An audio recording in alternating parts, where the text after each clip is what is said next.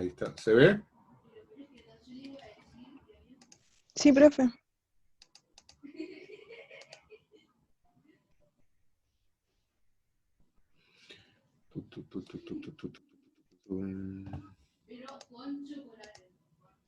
Ya, ahí sí, está completa, ¿cierto?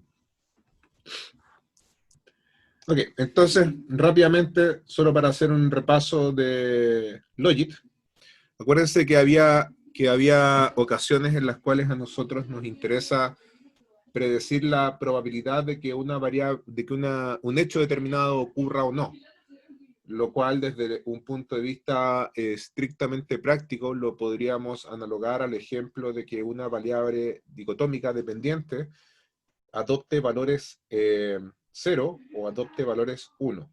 Bien, considerando eso, entonces 1 cuando ocurre y 0 cuando no ocurre, uno podría desarrollar modelos de regresión que permitieran explicar la probabilidad de ocurrencia de ese evento. O sea, un conjunto de variables que expliquen cuándo esa variable dependiente toma el valor 0, o sea, cuando no ocurre, o las mismas variables explicando cuándo esa variable toma el valor 1.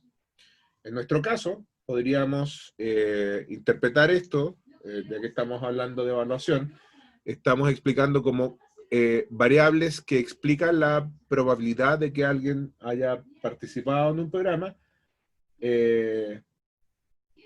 Entonces, la idea sería predecir la probabilidad de que una persona hubiese participado en el programa sobre la base de un set de variables explicativas. Bien, entonces aquí tenemos lo que habíamos denominado un modelo lineal de probabilidad, un modelo en el cual la forma más común y silvestre que ustedes hicieron modelos en estadística 1, hacían correr una regresión en que simplemente esta variable i, que está puesta ahí en la presentación, no es más que una variable continua, suponer que es una variable continua, y aquí está el pool de variables explicativas. ¿Bien? Este modelo, al cual nosotros no le limitamos, no le parametrizamos nada para que la variable dependiente sea efectivamente dicotómica, lo llamamos un modelo lineal de probabilidad. Pero el problema es que el problema es que este modelo lineal puede producir algunas cosas raras. ¿Bueno? En primer lugar, puede producir probabilidades negativas. O sea, recuerden ustedes que yo puedo usar un modelo de regresión para estimar los valores de la variable dependiente. En ese contexto,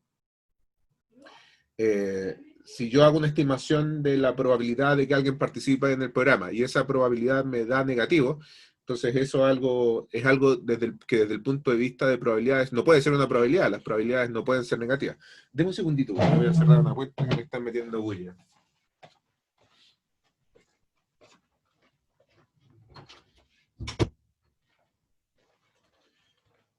Entonces, la idea es buscar un modelo de regresión que permita explicar la probabilidad de que alguien se inscriba en el programa, ¿cierto? Pero habíamos dicho que los modelos lineales de probabilidad arrojan esta cosa rara, que pueden predecir probabilidades negativas o que pueden producir probabilidades mayores de 1. Ambos hechos no son consistentes con la definición de probabilidad. Las probabilidades siempre tienen que ser positivas y tienen que ser menores que 1, aunque 100%, ¿cierto? Por esto se usa la regresión logística, y esta regresión logística la voy a presentar rápido, no me voy a detener mucho en ello.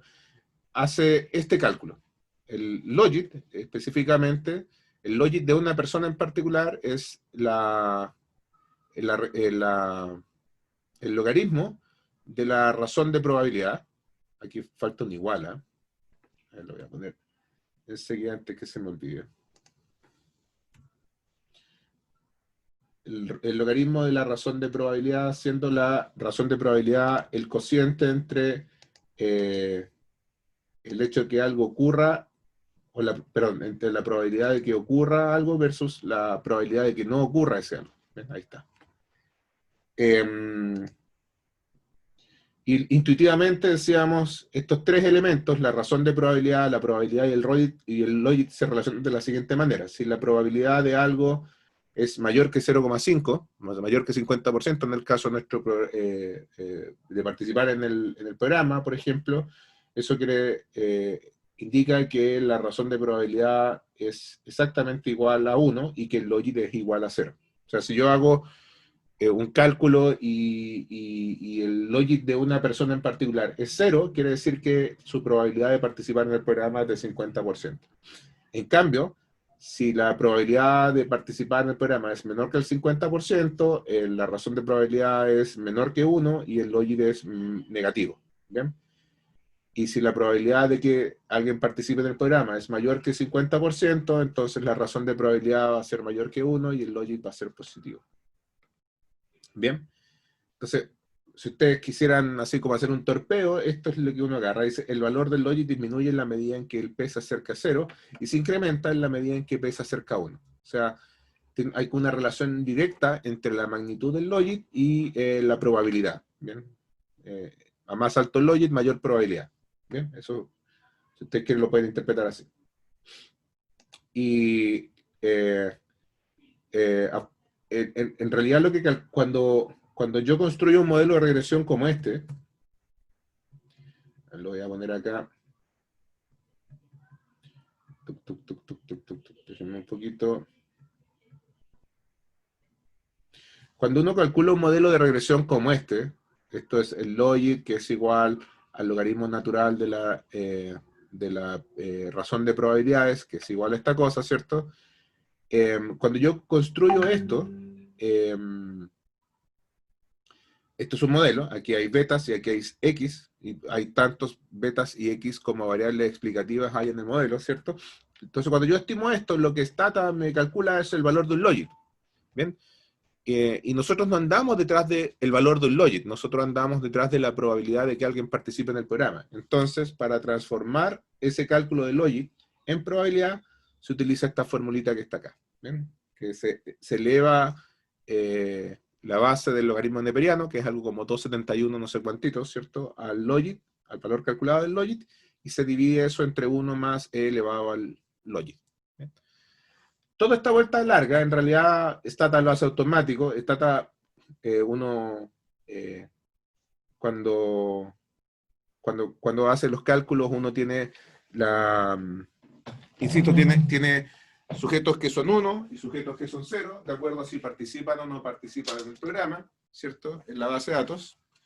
Los que participan son 1, los que no participan son ceros, y al lado de cada sujeto uno tiene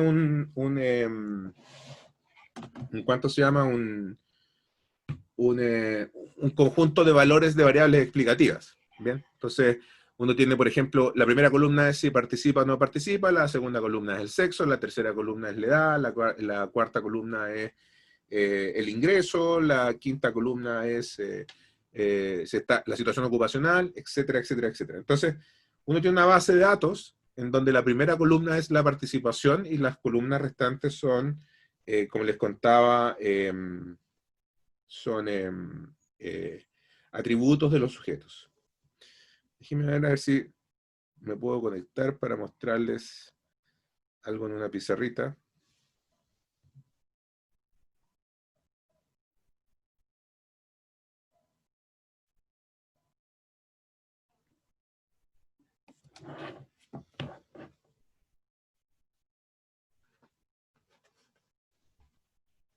Me estoy conectando, denme un segundito.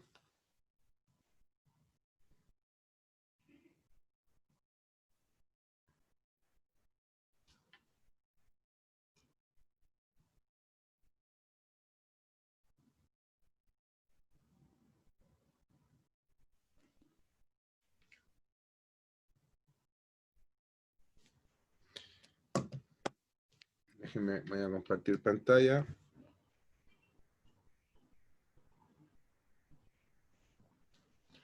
Tan, tan.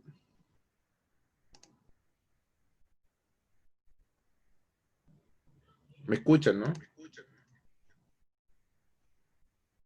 Sí, profe. Ya, perfecto. Voy entonces acá a autorizarme a mí mismo para compartir pantalla.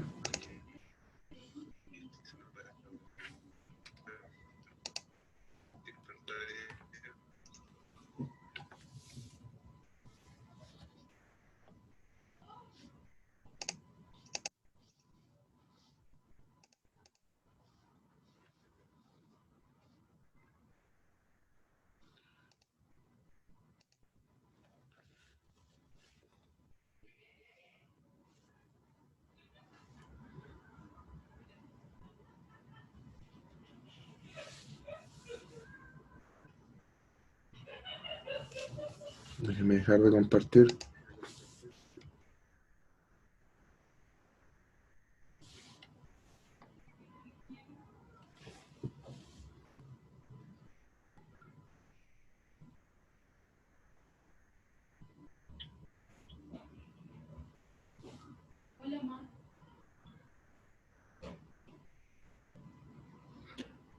¿Pueden ver mi tablet?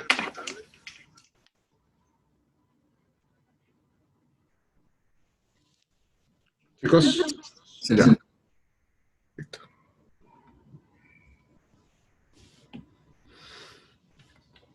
Entonces, déjenme contarles cómo es la base de datos, ¿no?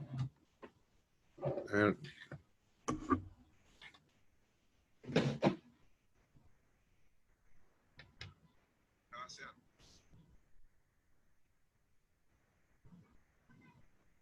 Ok.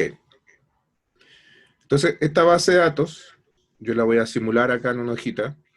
Sería algo más o menos así como lo siguiente. Sería I, sería la variable que indica participación, y aquí tendría sujeto 1, sujeto 2, sujeto 3, y así sucesivamente. Bien.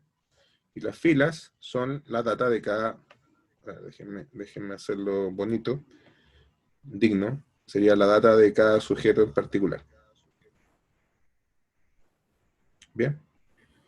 Entonces, la columna 1 es la columna de participación y no participación. Entonces, aquí tendría, por ejemplo, este sujeto, estoy inventando, este sujeto es 0, este sujeto es 1, 0, 0, 1, 1. Bien. Creo que hay un pequeño delay entre mi voz y el tablet, pero tratemos de que cuánto se llama, de que...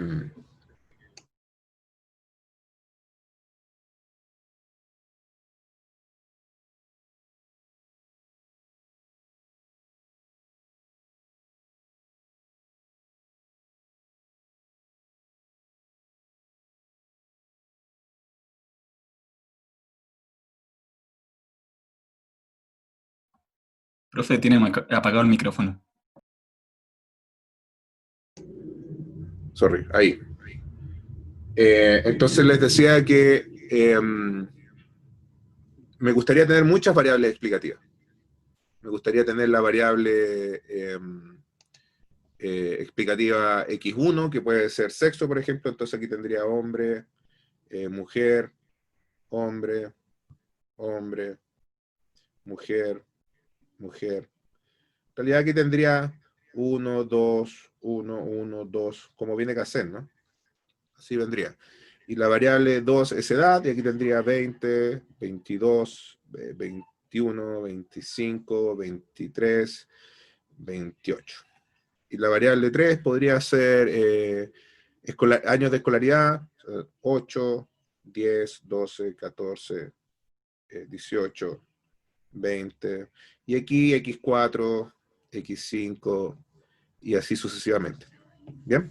Entonces, el modelo Logit de esto es algo así como, ¿qué es lo que hace Stata? Dice Logit de I es igual a alfa más beta 1 por x1, ahí está x1, más beta 2 por x2, más beta 3 por x3, y así sucesivamente, hasta beta k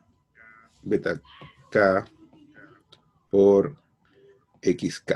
Bien, tiene k variables explicativas. Bien, entonces, si ustedes se fijan, esto es muy parecido a un modelo de regresión. La única diferencia es que la variable dependiente ya no es una i, sino que es un logit sub i, ¿vale? Entonces, Stata hace este cálculo, calcula los betas, calcula todo lo que tiene que calcular, y luego de eso calcula un logit gorro. De hecho, déjenme agregarlo como si fuera la base de datos. En la última columna agrega un logit gorro.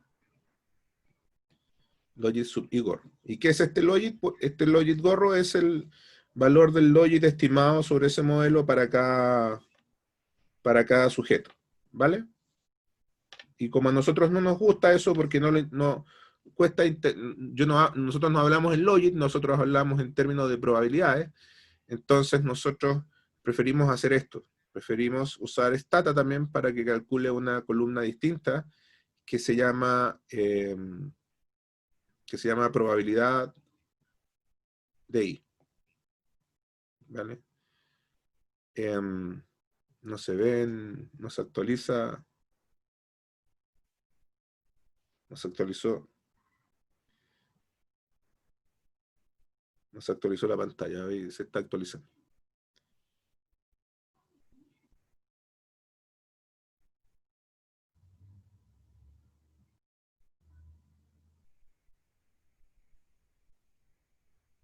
Chuta, algo pasó. Déjeme conectar mi tablet con el celular. A ver si así anda más rápido.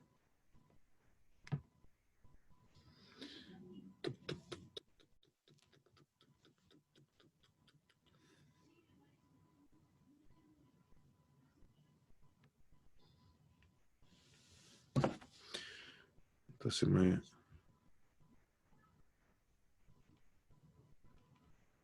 va. Entonces voy a compartir pantalla.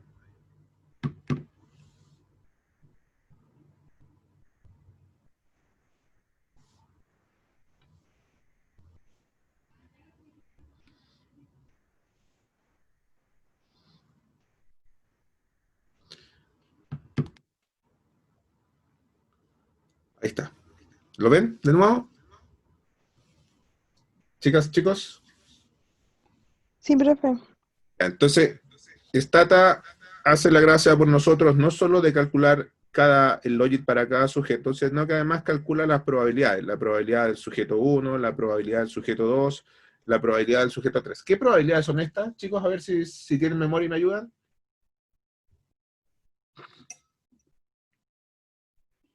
¿Qué probabilidad es esta? Para cada sujeto.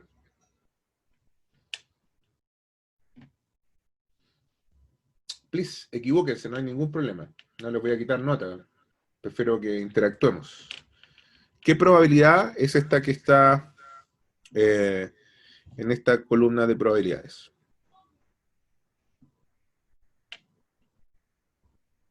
Acuérdense que I, ¿qué es I? La participación. Es la variable participación, ¿cierto? I igual 0 es igual no participa. I igual 1 es igual participa, ¿cierto? ¿Estamos claros? Bien. Y habíamos dicho que este modelo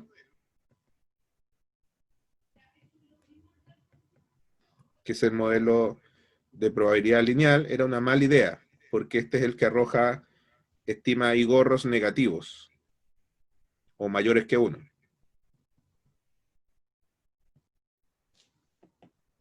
Por eso es que corremos el logit, por eso es que en vez de hacer este, hacemos el de arriba. ¿Vale? Entonces, si en vez de hacer el de abajo, si en vez de hacer el rojo, hacemos el celeste, ¿qué es lo que yo tendría en esta columna de acá? ¿Probabilidad de qué?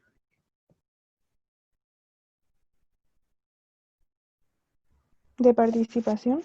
Exactamente. El modelo Logit haría una probabilidad de participación, ¿vale? Entonces, por ejemplo, para este sujeto que es de la segunda fila, supongan ustedes que la probabilidad estimada por el modelo de participación es de un 62%. Y que para este sujeto de la tercera fila la probabilidad estimada por el modelo de participación es de 22%. Y para este sujeto de acá, la probabilidad estimada de participación es de 50%. Y para este de acá es de, supongan ustedes que es de, por poner algo que es de 60%. ¿Bien? Perdón, déjenme hacer una corrección. Ah, no, bien digo, 60%, sí, 60%. ¿Bien? Y de este otro tendría por poner algo, 50%. ¿Bien? Entonces, la técnica del matching es trabajar con esta columna de probabilidades, ¿vale? Para encontrar controles de cada tratamiento. Esta columna de probabilidades en el matching se llama Propensity Score Matching, PSC. No le llaman probabilidades en matching, sino que le llaman Propensity Score Matching, que es la probabilidad de participar, perdón. ¿Bien? Entonces, fíjense en lo siguiente, y esto es bien intuitivo, ¿eh? Hay un conjunto de variables que explican la probabilidad de participar. Son esas variables que están ahí. ¿Bien? Si esas variables explican la probabilidad de participar, entonces, y yo tengo este sujeto, lo voy a hacer con otro color, vamos a aprovechar que me compré tablet para que sea bonito. Si yo tengo este sujeto de acá, que es el 2, que participó, tengo que encontrar un clon para ese alguien. ¿Bien? Y tengo que encontrarlo entre quienes no participaron. ¿Vale? Déjenme agregar una probabilidad adicional acá. Supongamos que el propensity score del PSM, propensity score matching. ¿Bien? Entonces, el segundo sujeto participa, tiene un i igual a 1. ¿Bien? Y si tiene un i igual a 1, entonces yo tengo que buscar dentro de los que no participan un clon. ¿Bien? Y lo que en el contexto de Propensity Score Matching llamo clon es el sujeto o un sujeto que no haya recibido tratamiento, pero que tenga el Propensity Score Matching más parecido posible a ese sujeto 2. ¿Bien?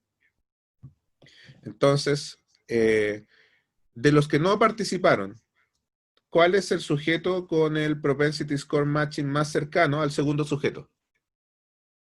Los que no participaron son este, que es 0, este, que es 0, y este, que es 0. El 1, el 3 y el 4 no participaron. ¿Cuál es el más cercano a el sujeto 2? El 1, que tiene 55%. Exactamente. Entonces, esta tasa es algo muy parecido a esto. Aquí pone 1. Aquí dice, a este sujeto que es el 2, lo voy a parear con el 1. ¿Bien? Y al 5, vamos ahora a este sujeto que está acá, al 5, que tiene un propensity score matching de 60%. ¿Quién de los controles sería su mejor clon?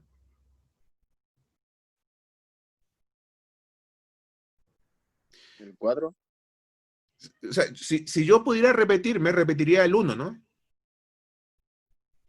¿Cierto? Sí. Porque el 1 tiene 55, ¿cierto? Y 55 no solo está cerca de 62, que es el segundo sujeto, sino que también está cerca del quinto, que es 60. Pero si no puedo repetirlos, si no puedo usar a un mismo sujeto como clon de dos tratados, entonces yo debería encontrar a alguien que que tuviera puntaje similar que no fuera ese, que no fuera el 1. El 1, si ustedes quieren, ya lo usé, lo quemé, ¿cierto? Tengo que buscar a otro. Y ese otro eventualmente sería, por ejemplo, el cuarto, ¿cierto? Porque tiene un propensity score matching de 0.50. Entonces yo pondría acá 4. Y ese sería el clon para efectos del ejercicio del sujeto 5. Y así sucesivamente. Ustedes comprenderán que esto es un cerro de pega, ¿cierto? Pero Stata afortunadamente lo hace por 1. ¿Bien? Entonces, el ejercicio de hacer match, lo vamos a ver en una PowerPoint bien detallado ahora, pero igual me interesa que lo entiendan intuitivamente, es que yo calculo la probabilidad de participar de todos los sujetos en una base de datos, ojalá muy grande, en donde claramente estén todos los tratamientos, pero también tenga, ojalá, cientos de miles de candidatos a controles. De hecho, ustedes ahora mismo se han podido dar cuenta que como tengo poquitos controles, me vi en la obligación de utilizar al 4 como si fuera el clon del 5, y están a una distancia de 10%. Entonces, si yo tengo, en vez de tener 6 sujetos, como en esta simulación de base de datos, tuviera 1.000.000 de sujetos, muy probablemente encontraría a alguien con un propensity score matching cercano a 50. ¿Me explico? O sea, perdón, más cercano a 60. Entonces el match sería más perfecto. Bien, esto es matching. Esto es matching, ¿vale? Entonces vamos a introducirlo formalmente. ¿Alguna duda con respecto a esto? Estoy cachando que mejor voy a pasar la PowerPoint de matching ahora que nos vayamos al break. ¿Pero se entiende más o menos de qué se trata el asunto? ¿Dudas? Profe, yo tengo una duda. Dele. ¿Qué pasa si el número de sujetos es impar?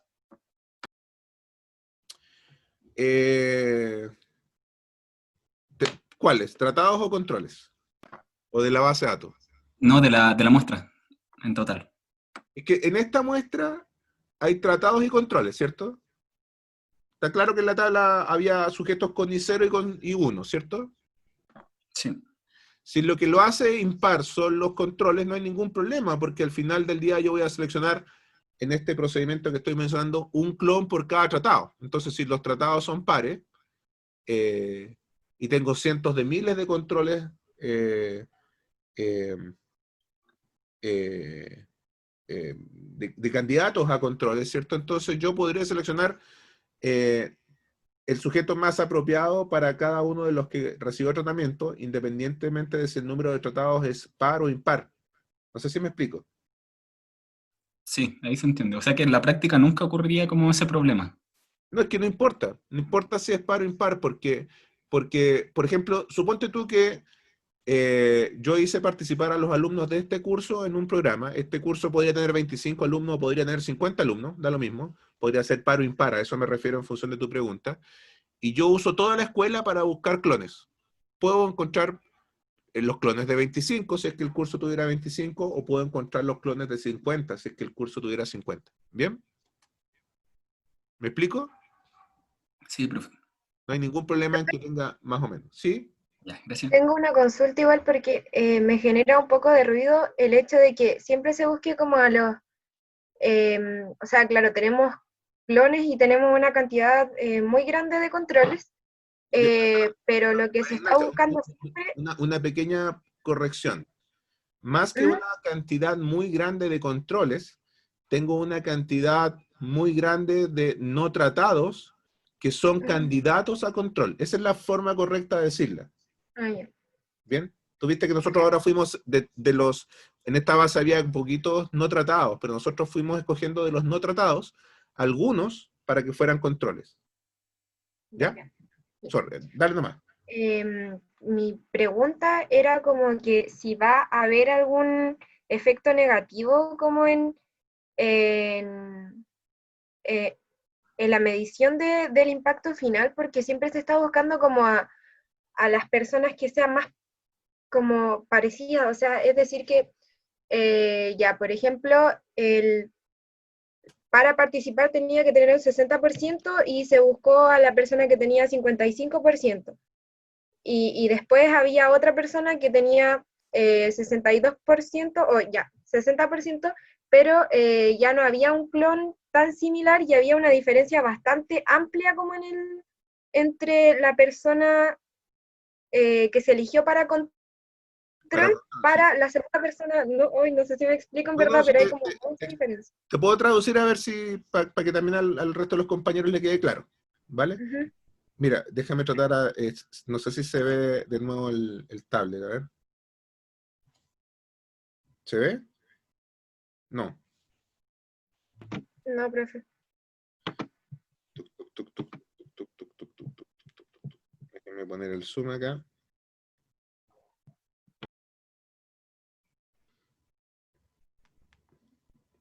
Ahí está el tablet, ¿ok? Entonces, claro, acá no es perfecto esto porque hay poquitos candidatos a controles de cada tratamiento. Hay 3 tratamientos y 3 controles, ¿cierto? Entonces, podría pasar lo que dice María Ignacia. Supongamos que esta es toda mi base para buscar clones. Déjenme echarme un poquito para atrás, así, para no hacerle demasiado daño a la tabla. supongamos que este sujeto 1 tiene un propensity score de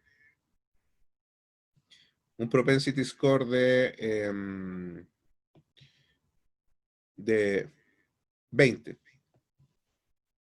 Para que vaya según tu ejemplo, María Ignacia. O 20%. ¿Ok? Entonces, si yo tengo solamente esta base para escoger, recuerden que tratados tenemos, este es tratado y este es tratado. ¿Ok? Entonces, si tengo solamente esos tres para escoger controles, estos dos, este con 22 y este con 20, claramente van a ser malos controles. ¿Me explico? Claro. Son mis únicos candidatos, pero son malos controles. Ujú. Bien, entonces, por eso es que se dice cuando uno trabaja en matching que a uno le encantaría tener una base gigante de candidatos a controles, María Ignacia, para en caso de que haya harta variabilidad de sujetos entre los controles, de tal manera que me pueda conseguir un sujeto que tenga propensity score matching similar a cada uno de los tratados, ¿vale? El matching no funciona con un candidato a control por cada tratado. ¿Bien? Porque Eso es perfecto. de hecho, en ese escenario de un candidato a control por cada tratado no hay nada que machar, pues tengo tratados y controles nomás. No tengo cómo dejar a alguien afuera, porque son son los únicos sujetos que tengo como candidato a control. No sé si me explico. Ujú.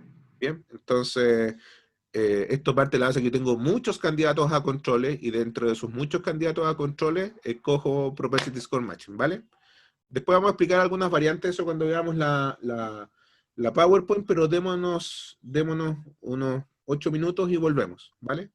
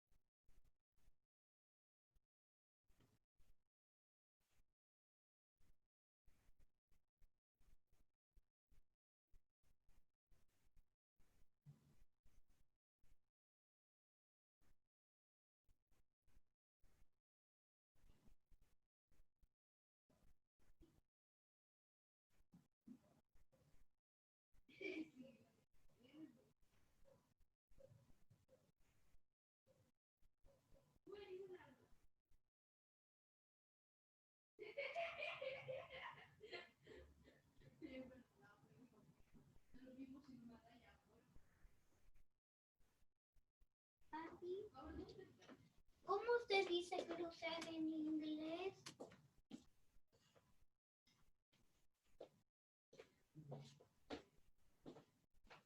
¿Papi? Oye, Teresito, por el recibo de experiencia. ¿Papi? A 12 años.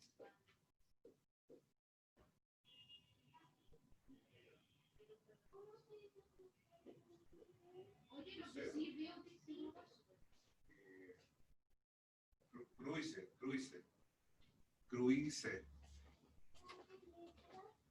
C-R-U-I-S-E-E. Cruise. Como con sí, así, A ver. pero con No.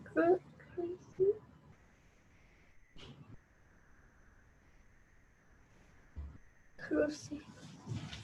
Gracias, papi. Ya. Esa es mi hija, no sé si la escucharon. ¿Vamos? ¿Estamos online? Chicas, chicos. Sí, profe. Ya. Voy a hacer a retomar esto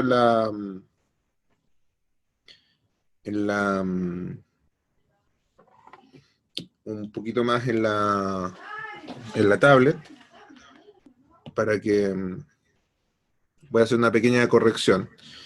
Entonces, esta es la tabla que teníamos. Este Propensity Score Matching, este de acá, para que se entienda mejor si es que no se entendió, es igual a la probabilidad de que I sea igual a 1. ¿Ok? Y sea igual a 1. O sea, la probabilidad de que alguien participe, dados este conjunto de atributos. ¿Bien?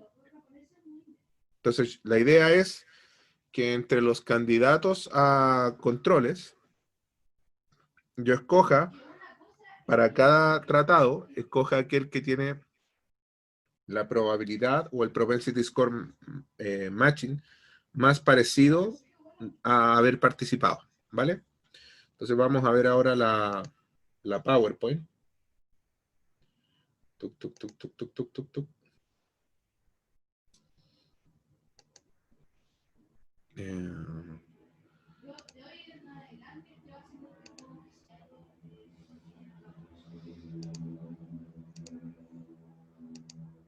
Déjeme ver cómo me devuelvo.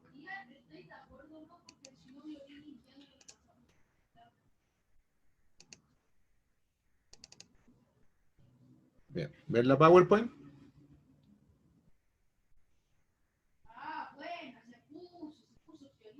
Sí, se ve, profe. Ya. Entonces ahora sí vamos a ver Propensity Score Matching. O pareamiento. ¿Vale? Entonces,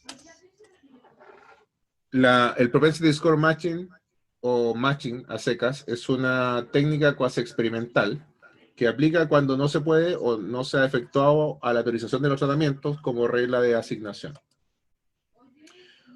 Utiliza intensivamente técnicas estadísticas para la construcción de un grupo de comparación válido, entre comillas, y la idea principal es la identificación de un grupo de sujetos que no habiendo recibido intervención, o sea, cuyo I es igual a 0, sean lo más parecido posible a aquellos que se inscribieron para participar en el programa.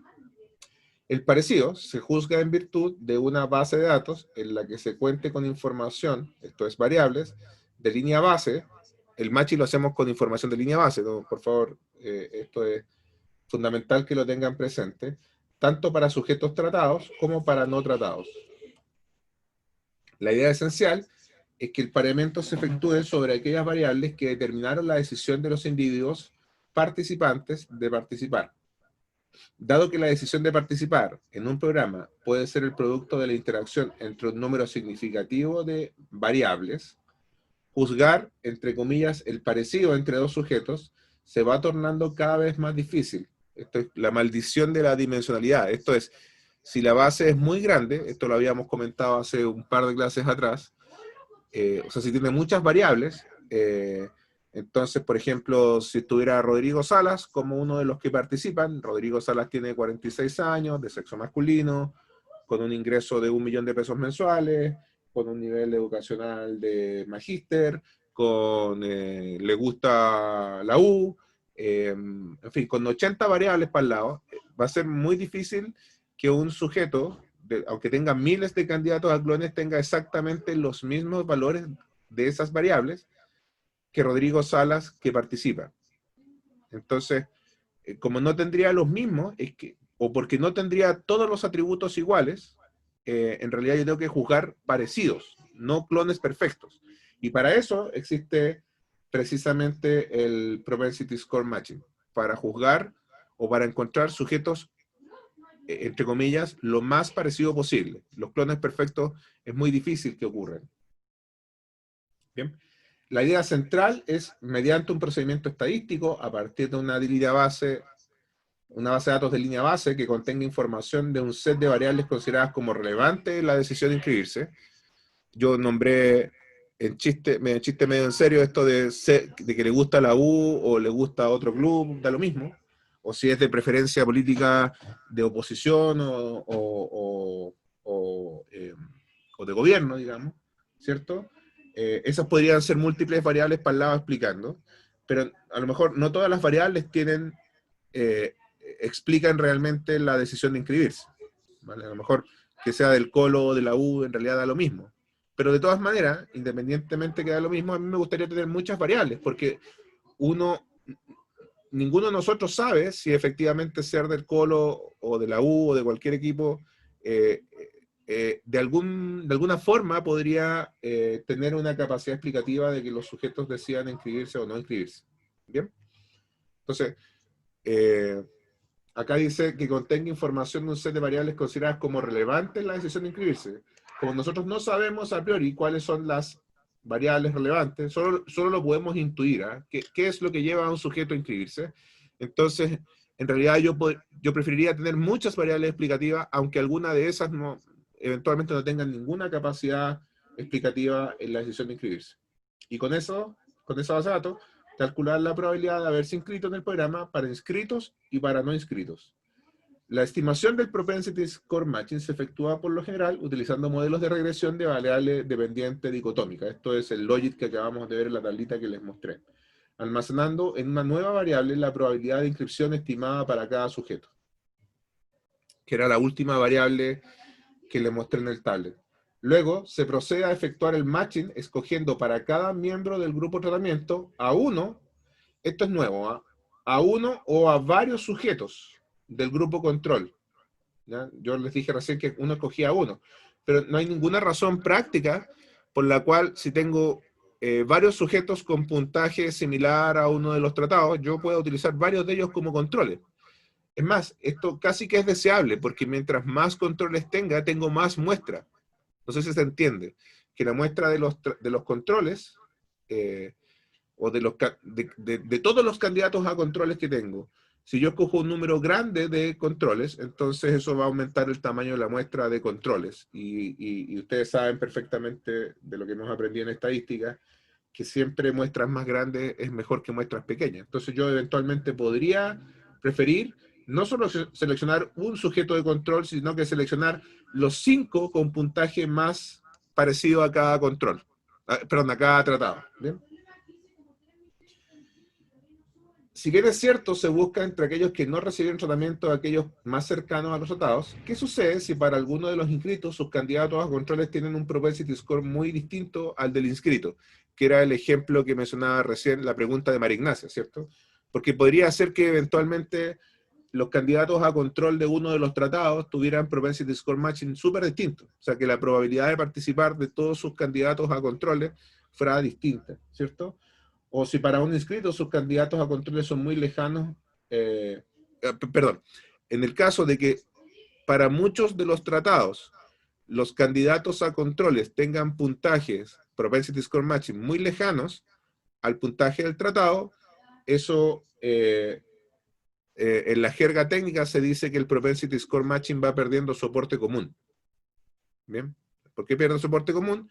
Porque ya la cantidad de sujetos tratados que es con puntajes similares a los de sus controles, comienza a distanciarse. De hecho, el Herler-Martinez tiene este dibujo. ¿Bien? Entonces tiene dos histogramas, y aquí en el eje horizontal está la probabilidad de participar, o el puntaje, el propensity score matching. ¿Bien? Entonces, si yo hago un dibujo, un histograma, del propensity score matching de los tratados, y un histograma del propensity score matching de los no tratados, esto es no inscritos y esto es inscrito, que haya soporte común significa que ojalá estos dos histogramas se superpongan lo más posible. ¿Ya? Aquí están un poquito desplazados. ¿Ya? Esta área es el área de soporte común. O sea, en este puntaje del matching, supongan ustedes que esto es 0,1 acá, y 0,9 acá. Entonces se puede afirmar, si este fuera el mono correcto de lo que estamos dibujando, que el soporte común de mi estimación sería para propensity score matching en el intervalo de 0,1 a 0,9. ¿Se entiende eso? María Ignacia, tú me lo preguntabas, de hecho. Profe, no entendí bien en verdad cómo con el gráfico, ¿lo podría explicar de nuevo? Bueno, voy a tener tratados y controles, ¿cierto?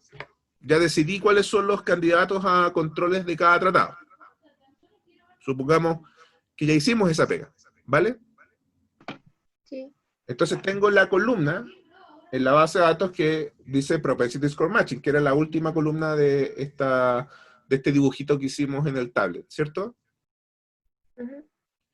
Entonces con esos puntajes, con esos propensity score matching, yo construyo un histograma para cada grupo. Un histograma para los tratados y un histograma para los controles. ¿Bien? Cuando el procedimiento anda bien, escogiendo controles para cada tratado, el área de soporte común es grande. ¿Bien? ¿Qué es el área de soporte común? Es la superposición de los histogramas de los propensity score matching de los dos grupos. ¿Bien? Si estos dos histogramas se superponieran perfecto, entonces el rango de soporte común sería todo. Desde 0 a 1. O sea, si hay alguien en el grupo control, perdón, si hay alguien en el grupo de tratamiento con puntaje de inscripción con propensity score matching de 0,01, entonces tendría un candidato a control o varios candidatos a control también con un puntaje propensity score matching de 0,01. ¿Bien? O al revés. Si tuviera un sujeto dentro del grupo tratado con una probabilidad de participar de 97%, yo también tendría, si es que existe suficiente soporte común, un sujeto dentro de los controles que también tuviera un puntaje o una probabilidad de participación de 97%. ¿Bien? Y en ese caso, los dos histogramas se superpondrían. ¿Se entiende? Sí, profe. Al contrario, si el soporte común es malo, voy a dibujarlo así, mi pulso me falla. El área de soporte común sería chiquitita. Sería este segmento nada más. Por ejemplo, que podría ir entre voy a inventar, entre 0,6, entre 0,4 y 0,7 y 0,6. ¿Me explico? Y en este caso, no tendría un control válido si estos fueran los tratados y estos fueran los controles. Si estos fueran los tratados, yo no tendría un clon para este sujeto, por ejemplo. Este sujeto tiene un propensity score matching de 0,9. ¿Hay alguien en el grupo control con propensity score matching de 0,9? No. ¿Se entiende cómo se relacionan estos histogramas con la pregunta que tú hiciste, María Ignacia? Sí, sí, ahora sí entendí, profe. Entonces, mientras más se superpongan estos dos histogramas, mejor es la calidad del macheo, digamos, del pareamiento. ¿Bien? Si están superpuestos, fantástico, pero si se alejan el uno del otro, eso quiere decir que hay un soporte común bajo. Este concepto de soporte común lo van a encontrar varias veces mencionado en los papers que tengo que mandarles para la cuarta tarea. ¿Bien? Entonces, en la medida en que exista un mayor número de inscritos para los cuales no existan inscritos con probabilidades estimadas de inscripción similares, o sea, exista un menor soporte común, las estimaciones serán cada vez más lates, más locales. Ese es el problema que tú mencionas, María Ignacia. ¿Bien? O sea, cuando la superposición de los dos histogramas sea chiquitita, entonces aumenta el problema de localidad de la estimación. ¿Se entiende? Sí. Yo creo que ahí intuición calza con realidad, ¿cierto? Porque si yo tengo un sujeto del grupo tratamiento, al que le calculé un propensity score matching de 99% de participar, y el sujeto del grupo control con mayor probabilidad de participar solo tiene un 0,5%, un 50% de probabilidad de participar, yo haría una mala pega si es que macheo a alguien que tiene 99% de participar y le pongo como clon a alguien que tiene un 50% de probabilidad de participar. Eso es un problema. Y ese problema, en el lenguaje que nosotros tenemos en evaluación social de proyectos, se llama localidad, ¿cierto? Las estimaciones son más locales en la medida en que el soporte común sea pequeño. ¿Cómo se hace propensity? ¿Sí? Sí, es que tengo una duda sobre algo que se mencionó como en diapositivas anteriores, Ajá. que era un punto que decía que lo óptimo es como escoger a varios controles parecidos al tratado. Es mejor porque aumenta el tamaño muestral del grupo control. Y nosotros Pero siempre... eso no disminuye la posibilidad de que después otros tratados puedan tener como su clon. Sí, claro que sí. Sí, claro que sí, pero eventualmente hay muchas técnicas de matching. Yo les estoy nombrando las más intuitivas, ¿vale? Pero uno podría también decir, oye, pero yo no tengo por qué, entre comillas, quemar a un candidato control porque ya lo utilicé como control de un tratado. Podría utilizar a un candidato control como control de varios tratados. ¿Me explico? Ya, sí. No tengo por qué quemarlo. ¿Bien? Ujú, Eso es equivalente a un muestreo sin reposición. ya. Porque tomo a alguien, lo asigno como clon de un tratado y no lo vuelvo a ocupar, pero podría volverlo a ocupar. ¿Vale? Ya, profe. Y la verdad es que eso no es malo, ¿ah? No es malo. Sí, lo grave es que no haya soporte común. En ese momento empieza a perder calidad el procedimiento de macheo. ¿Vale? Esto es una referencia que hay de un libro que es de Hallan y Ravalion, sobre evaluación social de proyectos del 2003, y indica una secuencia de pasos en la estimación de efectos vía propensity score matching. En primer lugar, Hallan y Ravalion proponen que se requiere contar con al menos una encuesta representativa y altamente comparable en la que se puede identificar las unidades que se inscribieron en el programa y las que no se inscribieron. Les voy a mencionar como ejemplo de esto algo que ya les he dicho, que a mí me tocó hacerlo, a mí junto con gente de ingeniería, nos tocó hacer la evaluación de impacto del programa Familias, bien, del subsistema de seguridad y oportunidad. Entonces, esta recomendación, ¿cómo la asumimos? Bueno, nosotros teníamos a disposición, porque el Ministerio de Desarrollo Social lo administra, teníamos a nuestra disposición la ficha de protección social. Entonces la ficha de protección social, que actualmente es el registro social de hogares, pero yo quiero volver al nombre que tenía en ese momento, la ficha de protección social la base de datos tenía literalmente millones de candidatos a controles por cada tratado. De hecho, la muestra de tratados era como de 800 personas, en realidad eran 800 hogares, y teníamos como 3 millones de candidatos, de hogares candidatos a hacer controles. Entonces ustedes comprenderán que en ese escenario con muchos candidatos a controles, la verdad es que incluso se hacía difícil repetirse un mismo clon como un mismo candidato a control para varios tratamientos. ¿Vale?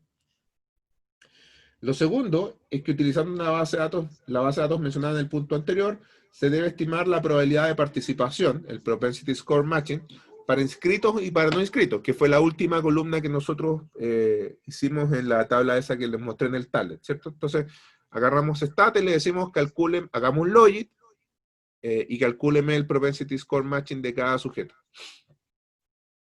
Tercero, es limitar la muestra que se utilizará para la estimación de efectos a unidades de inscritos y no inscritos para las que aparecen en un rango común en la distribución de puntaje de propensión. O sea, para el área que hay soporte común.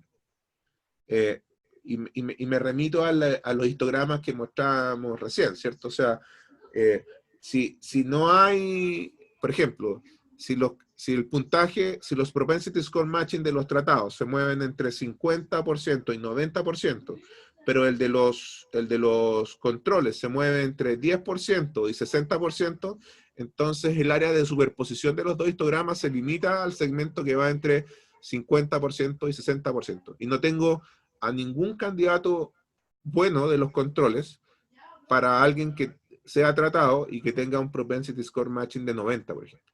Entonces, este punto 3 es en el cual yo asumo, si es que la noticia es mala, de que no tengo mucho soporte común. Puedo seguir haciendo la estimación, ¿ven? No hay ningún problema en eso. Pero cada vez que me achico y me limito solamente al área del soporte común, entonces surge este problema que ya hemos mencionado en múltiples ocasiones durante el curso, que es quedarse quedarse solamente con un grupo reducido de candidatos a control. ¿Bien? Y eso le da localidad al proceso. Cada vez es más local, en la medida en que el área de soporte común es más pequeña. El cuarto paso es que para cada unidad inscrita se identifica un subgrupo de unidades con puntaje de propensión similares. En realidad puedo seleccionar uno o puedo seleccionar varios.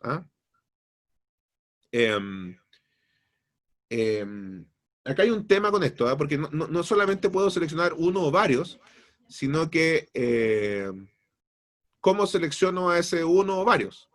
Yo podría decir, en primer lugar selecciono, esto se llama nearest neighbor, o sea, el vecino más cercano, o los vecinos más cercanos.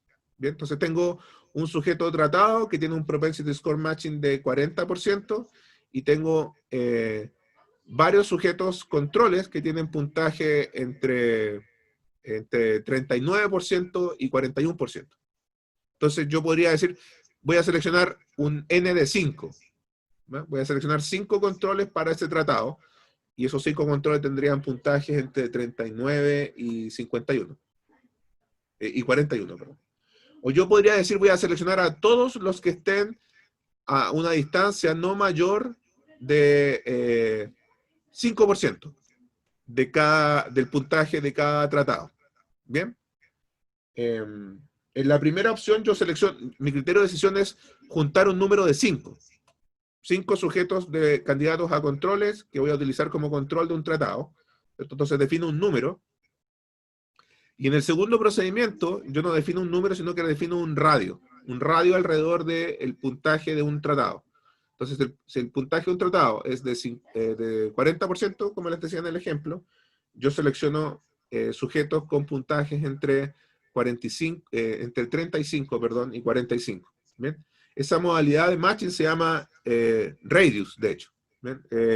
Escojo, yo no me pongo un número fijo de candidatos de controles por cada tratado, sino que en realidad agarro todos los que haya en ese radio. Y si hay 100, agarro los 100. ¿Bien? ¿Se entiende eso? Chicas, chicos. Si les estoy hablando en chino, tienen que decirme, ¿eh? Porque esto tiene que quedar claro para que puedan leer los papers bien. ¿Bien? ¿Se entiende esto?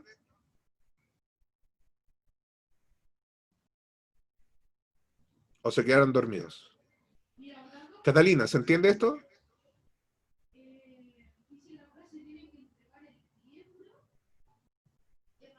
Catalina se quedó dormida. Valentina, ¿se entiende esto? Más o menos. Ya. ¿Qué es lo que no se entiende? Si no se entiende nada, no hay ningún problema, pero prefiero que sean honestos para repetirlo. Profe, la verdad, yo no entiendo nada. Ya, Isadora. Estoy Vamos. como un poquito confundida. Vale, mira. Lo voy a hacer en el tablet, para que se entienda. Déjenme compartir.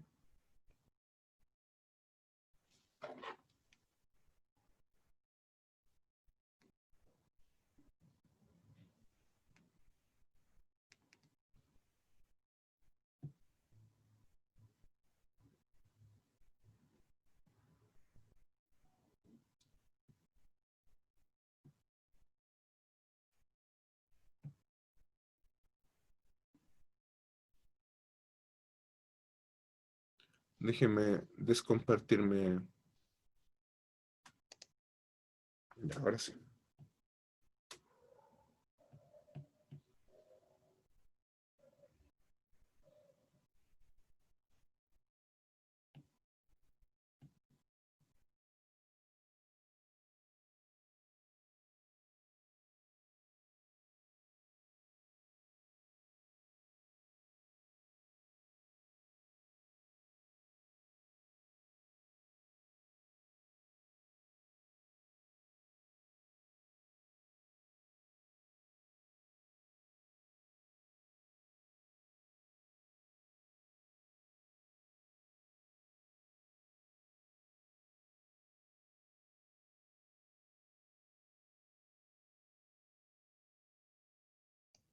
¿Me escuchan?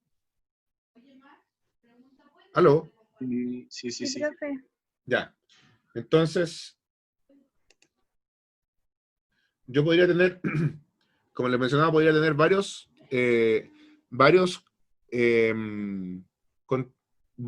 candidatos a controles para un mismo tratado, pero eso no siempre es automáticamente buena noticia, porque ocurre esto que me preguntaba María Ignacia, que eventualmente habría algunos inscritos que tienen puntajes para los cuales no hay un no inscrito, no hay un candidato a control con puntaje similar. ¿Me explico? O sea, aquí hay alguien con un propensity score de 0.9 dentro de los inscritos. Pregunto, ¿hay dentro de los no inscritos un propensity score de 0.9? Sí. ¿Dónde? Sí,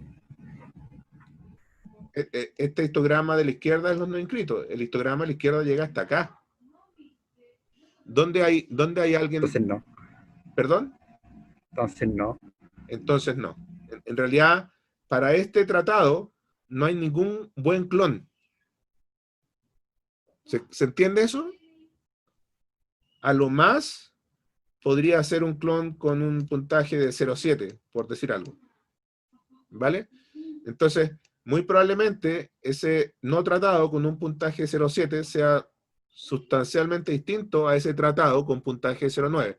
Entonces, no hay un clon para este. No existe un clon adecuado para este sujeto. Eso es el soporte común. Bien, por eso es que yo decía que si estos dos histogramas se superponen, me aseguro de que tenga candidatos un montón de candidatos a controles de cada tratado. ¿Se entiende el concepto de soporte común, chicos y chicas? Si no se entiende, vuelvo atrás, pero necesito que me lo confirmen o me lo denieguen, por favor. Pierdan pudor a decir no entiendo, por favor. Chicos, ¿se entiende? Profe, a mí no me queda claro lo que es el soporte común. Ya, perfecto. Camila, ¿tú entiendes este organigrama? O sea, perdón. Este histograma lo voy a rayar en rojo. ¿Lo entiendes o no lo entiendes? Para saber dónde está el problema y ahí empiezo de ahí. ¿Se entiende? Sí, es que no se escuchaba el micrófono. Ya, entonces estos son los inscritos, ¿cierto? Entre los inscritos hay puntajes, voy a inventar un número, los inscritos tienen propensity score que va de 0,2, ¿cierto? A 1. Ahí se ve el 1, ¿cierto? ¿Estamos claros en eso? Este puntaje de propensión sería la probabilidad de participar, ¿o no? La probabilidad de participar, exactamente, lo que estimé en la última columna de lo que puse en la tablet, ¿vale? Ya. Entonces, para un inscrito con puntaje, por ejemplo, de 0,4, estoy todos estos números inventándolo, Camila, pero para que se entienda el concepto. Tengo un inscrito con puntaje del 0,4. ¿Habrá candidato a control? Yo creo que sí. Sí, pues porque los no inscritos están acá, y acá en este histograma hay tipos con puntaje de 0,4. Ujú. ¿Bien? Y también lo podría decir, por ejemplo, del 0,5, y también lo podría decir del 0,6. Pero llega un punto en que no encuentro, porque ya no hay no inscritos, no hay controles con puntaje, por ejemplo, de 0,8. ¿Queda claro eso? Ni menos Sí. 0,9. Entonces, para estos tratados no tengo controles, quedan fuera del área de soporte común, para decirlo de otra forma. El área de soporte común es la superposición de los dos histogramas. Ya, ahora me queda claro. Entonces, estos se van a quedar sin controles. Y cuando nosotros no tenemos controles, esto es un problema que ya conocemos hace rato, que se llama localidad, ¿cierto? O sea, acuérdense ustedes que en regresión discontinua, por ejemplo, yo me quedo con gente que está en el ancho de banda y desecho a todos los demás, todos los que están lejos del ancho de banda. Acá pasa algo parecido. ¿Ven? Solamente tengo clones para aquellos sujetos que están en el área de soporte común. ¿Bien? Sí. Chicos, ¿lo entienden todos o hay algo más que explicar? ¿Tienen Profe, todo a lo mí que me hay? quedó claro, pero tengo una duda. Dígame. Si es que hay como un monto mínimo de superposición que tiene que haber entre los histogramas, como para decir, ya, si vamos a ocupar este modelo de estimación. Lamentablemente no. Lamentablemente no hay como una regla estadística. Ya no hay como el 1,96 de un test de hipótesis, por ejemplo. No hay un número que uno pueda decir, mira, a partir de tanto, sí, y menos que eso, no. ¿Bien? Pero hay costumbre entre los investigadores. Cualquier cosa que uno haga con esto y que tenga un soporte común en un rango de puntajes, porque acuérdense que el rango de puntaje acaba entre 0 y 1, ¿cierto? Si el rango de puntaje es solamente un 20% del total, un 20% del total del rango que va de 0 a 100, si solamente se superponen en un 20%, eso uno ya lo mira con desconfianza. Eso ya es muy local, para decirlo de otra forma. ¿Bien? Porque hay un montón de sujetos del grupo control que se van a quedar sin, perdón, un montón de sujetos del grupo de tratamiento que se quedan sin controles. ¿Bien? Entonces no hay una regla, no hay una regla, pero uno preferiría que el soporte común fuera siempre lo más grande posible. ¿Se entiende? Sí, profe, se entiende. Gracias. Ahora, tal como lo vimos cuando vimos regresión discontinua, ¿cierto? Lo que definía el comillas, porque el soporte común es un concepto de matching, pero en regresión discontinua había un ancho de banda, ¿cierto? Que lo escogía el investigador, y que de hecho tampoco nosotros vimos, en clase por lo menos, en uno de los papers había una propuesta de método, pero no vimos un ancho de banda óptimo, ¿no? No vimos, ahora, en cualquiera de los dos casos, sea por la vía de una área de soporte común pequeña, o en el caso de regresión discontinua, por la vía de un ancho de banda muy angosto, ¿cierto? El procedimiento se vuelve local. ¿Bien? Entonces, eso es algo con lo que no nos gusta. ¿Bien? Ojalá se superponga lo más posible, que el área de soporte común fuera lo más ancha posible. Ahora, volvamos a esto. Entonces estábamos en el punto 3, decíamos que después de haber calculado los propensity score, revisábamos los dos histogramas y veíamos en qué segmentos se superponían. Esto es verificar el área de soporte común. Y el cuarto paso es que para cada unidad inscrita se identifica un subgrupo de unidades con puntaje en propensión similares.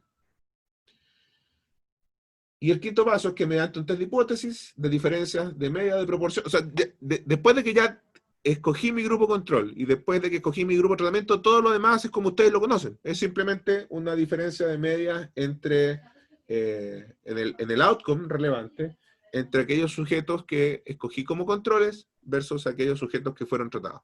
¿Ven? El quinto paso es igual en regresión discontinua, es igual en RCT, no hay ninguna diferencia. Si lo único que hace la diferencia entre todos estos métodos, y esto grábenselo en tinta indeleble, por favor, lo único que diferencia todos estos métodos es el mecanismo de selección de los controles. ¿Bien? En regresión discontinua yo seleccionaba controles la cercanía de un punto de corte para el puntaje mediante el cual el programa asignaba participación. En matching yo escojo los controles a partir de un macheo 1 a 1 entre sujetos que participan y no participan sobre la base de los atributos que nosotros creemos que determinan participación. ¿Vale?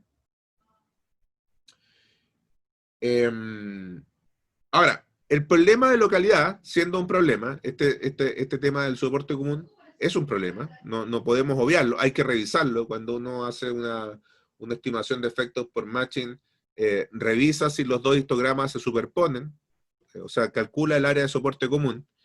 En la mayoría de estos papers, de hecho, el gráfico está puesto, ¿bien?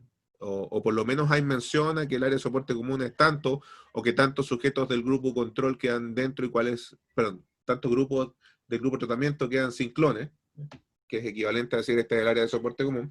Pero ese no es el principal problema de matching. El principal problema de matching, y que lo hace uno de los métodos más débiles de estimación de efecto dentro de la familia de los cuasi experimentales, es que uno tiene una base de datos. Por ejemplo, en el caso de nosotros, cuando hablamos del subsistema, el programa familia, teníamos una base de datos potente, la base de datos de la ficha de protección social, con un montón de variables, con un montón de sujetos, pero nosotros no sabíamos si dentro de las variables que están contenidas en el registro social locales, efectivamente están las variables que mejor determinan participación. Y si había, por ejemplo, voy a inventar un ejemplo tonto para que se entienda, pero que es extremo. Si, por ejemplo, el color de pelo era lo que determinaba la participación en el programa, o sea, personas de color de pelo negro, ¿cierto? eran las que se inscribían en el programa, y personas de color de pelo rubio o no negro no se inscribían en el programa, ese color de pelo no está en la base de datos del registro social de hogares. Entonces, en realidad, el macheo, el procedimiento de matching, lo hace sobre variables observables. Y eventualmente, dentro de las variables observables, podrían no estar todas las que predicen adecuadamente participación. La pregunta es, ¿cuándo entonces cuándo puedo tener la certeza de que tengo un pool de variables que determinan participación? La respuesta lamentable para eso es nunca tengo la certeza de que las variables que estoy ocupando para hacer matching sean las que determinan participación. Ese es el principal talón de Aquiles del procedimiento de matching. ¿Ven? Que yo tengo un montón de variables. Les puse el ejemplo extremo, tengo el registro social de hogares, nosotros teníamos como 200 variables para hacer matching para el lado, digamos, y nosotros no podíamos decir, por mucho que fuera intuitivo, que efectivamente esas 200 variables, alguna de esas 200 variables, o varias de esas variables, eran las que determinaban o no determinaban participación en el programa. ¿Me explico? Entonces, de la forma que está dicho en la PowerPoint, dice, por definición, el pareamiento solo puede efectuarse a partir de variables observables, incluidas en la base de datos. Si existe alguna característica no observable que incide en la decisión de participar y que también podría incidir en la variable de outcome del programa, la estimación de efectos por la vía de propensity score matching puede ser sesgada. Y este puede es el talón de Aquiles del matching. Bien.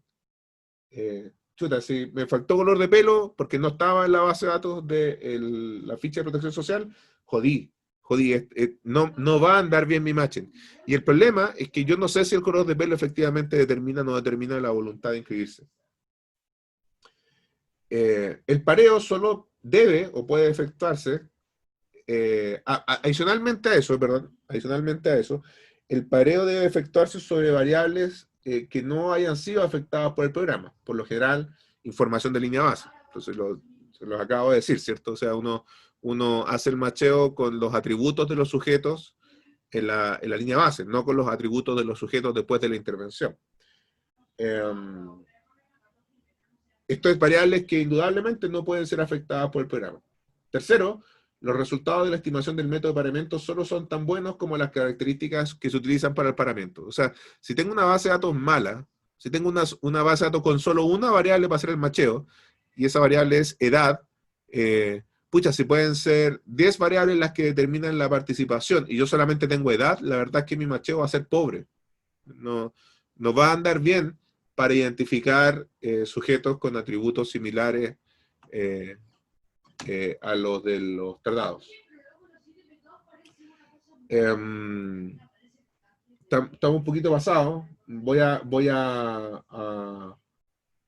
En la próxima clase les voy a mostrar cómo se hace esto en Stata. Es bastante más fácil de lo que parece. Hay que manejar un poquito de código nada más, pero ahí les voy a terminar de explicar otro de estos atributos de matching, ¿bien? Y de su combinación con la técnica de diferencias en diferencias. Generalmente yo les había mencionado que diferencia en diferencia se utiliza en conjunto con todo. Diferencia en diferencia se utiliza en conjunto con regresión discontinua, diferencia en diferencia se ocupa también en conjunto con matching. Eso lo vamos a ver en la próxima clase junto con los códigos de Stata para hacer esta cosa, ¿vale? Deberían quedar publicados el día de hoy los papers para los últimos trabajos, ¿vale? Ya, profe. Voy a hacer la consulta a propósito de la pandemia, porque el reglamento lo dice, pero voy a hacer la consulta a la dirección respecto a la nota de exhibición, ¿vale? Porque sonaría medio bizarro que para el examen mandáramos un trabajo, sobre todo porque había algunos de los grupos para los cuales algunos colegas, algunos grupos se eximan y otros no, entonces muy probablemente de tener que hacer exámenes lo haríamos orales. Entonces voy a hacer la consulta en la dirección, ¿vale? Bueno, profe, igual yo había escuchado que parece que este semestre la nota para eximirse era 4. Ah, bueno, si es así, entonces por lo menos hasta ahora no hay ningún grupo que esté tan en la cornisa. Si ese comportamiento se mantiene en los trabajos que ya entregaron la semana pasada, o los que van a entregar para el 4, no tendríamos que vernos en la decisión en la necesidad de tomar exámenes orales para aquellos que no se eximan, ¿vale? Ya. Chicas, chicos, ¿alguna duda, alguna observación adicional?